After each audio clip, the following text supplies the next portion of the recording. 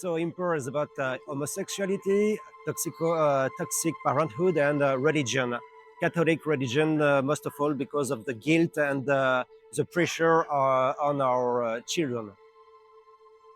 I have two references. The first one is Gone Girl from David Fincher because I'm fond of David Fincher. The second one is Monster Season 2 on Netflix that you can see.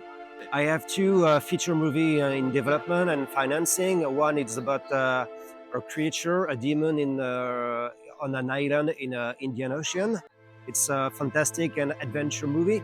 And the second one is a road movie in Colombia about a father who's looking for his lost child that killed 5 people before disappearing.